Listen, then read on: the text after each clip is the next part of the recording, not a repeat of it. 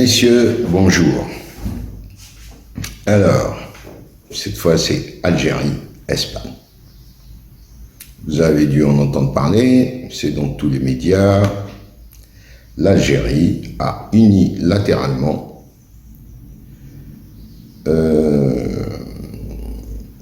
coupé, arrêté, annulé le traité d'amitié qui l'a lié à l'Espagne.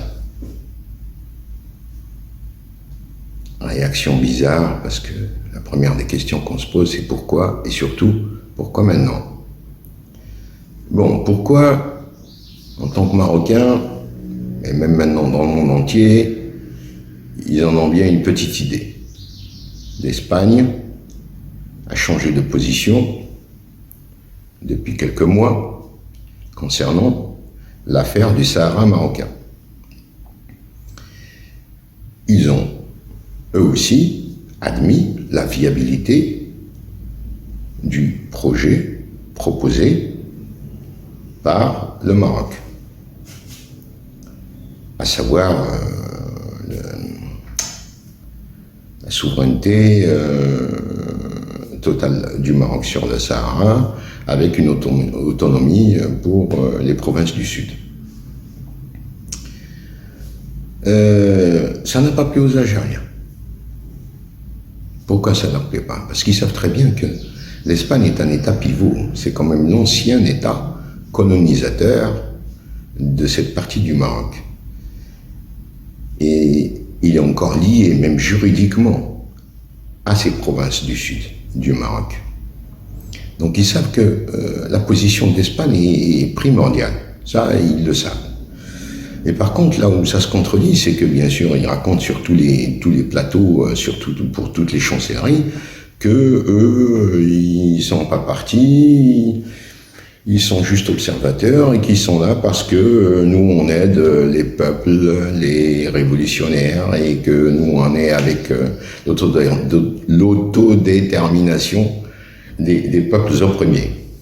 Il pourra aller voir aussi au Tibet, il y en a d'autres, des peuples opprimés. Enfin bon, revenons au sujet. Donc, ils ont arrêté ce fameux traité. Pourquoi au bout de 3 mois?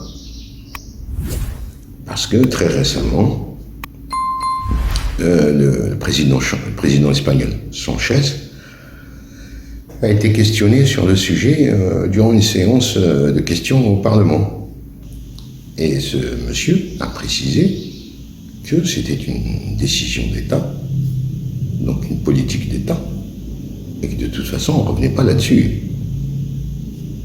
Lorsque c'est une décision d'État, bien vous expliquer, ça veut dire que quel que soit le gouvernement, quel que soit le prochain président, ça n'y changera rien du tout. Ce qui est logique pour un État qui se respecte. Parce que la première fois qu'ils ont pris leur décision, ils sont quand même pas tombés du lit, et puis allez hop, on efface tout.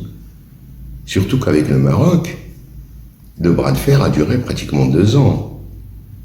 Donc, lorsqu'ils ont changé, je suppose pour eux que ça a été mûrement réfléchi. Eh bien, les Algériens, ils espéraient quand même qu'ils allaient changer d'avis. Et c'est pas la première fois qu'ils réfléchissent comme ça. Ils ont fait la même chose avec la reconnaissance américaine.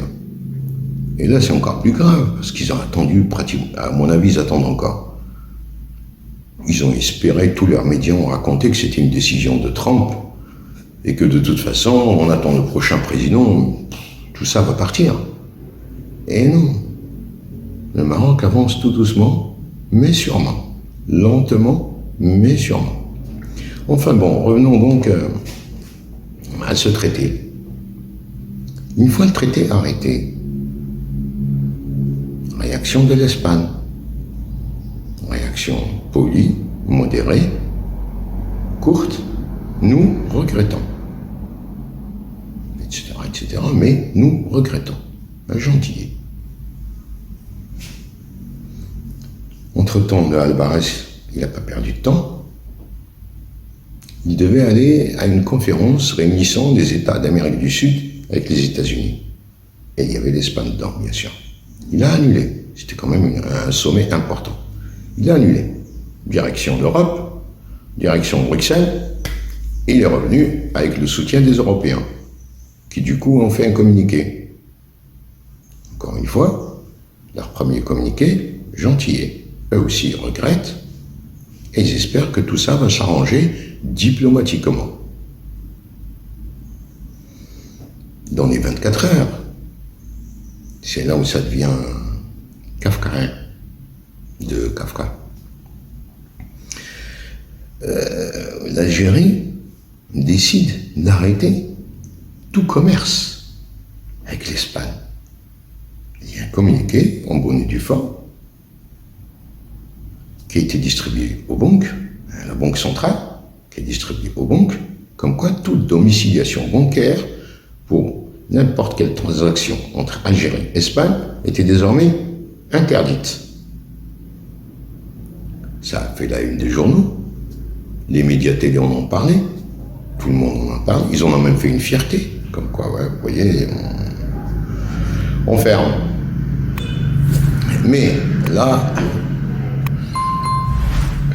réaction européenne. Les Européens, ils ont dit, les gars, là, faudrait peut-être pas exagérer. Alors, vous avez des accords avec l'Union européenne et ce genre de décision viole ces accords. 2, il va falloir changer de méthode. Les Algériens, ils ont senti la chaleur quand même. Dans les 24 heures. Dans les 24 heures, ils ont réagi avec un communiqué, et long, et virulent, et pas du tout diplomatique, où ils accusaient les Européens de s'être empressés et que pratiquement ce que disaient les Européens c'était faux, qu'il ne s'était rien passé. Alors que tout le monde avait vu, entendu parler de cette fameuse décision d'arrêt du commerce. Tout le monde était au courant. Les Européens aussi, bien sûr, sans ça, ils n'auraient pas fait ce communiqué.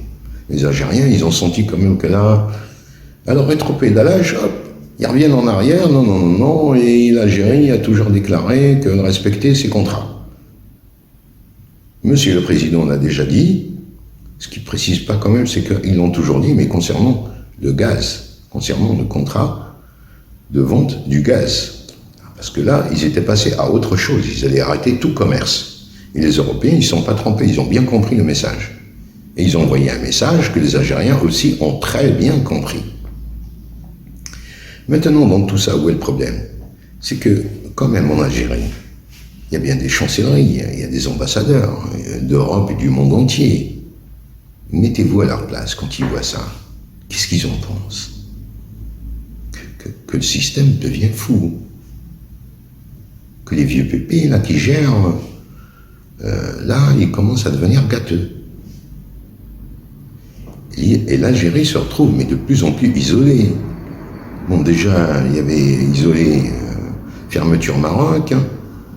Avec la Tunisie, les relations ces dernières semaines ont empiré parce qu'ils n'ont pas ouvert les frontières alors que les Tunisiens espéraient quand même une ouverture des frontières. Histoire de faire rebouger un petit peu leur tourisme, eh ben, les Algériens, ils ont ouvert. Au sud, n'en parlons même pas. Avec la Libye, n'en parlons même pas. Et maintenant, c'est avec l'Espagne et donc bientôt avec l'Europe. Qu'est-ce qu'il leur reste? À part recevoir un Maduro du Venezuela comme ils viennent de le faire. Enfin, voilà, je crois que j'ai fait le tour de la question. Là, j'ai fait vite. Allez, à la prochaine.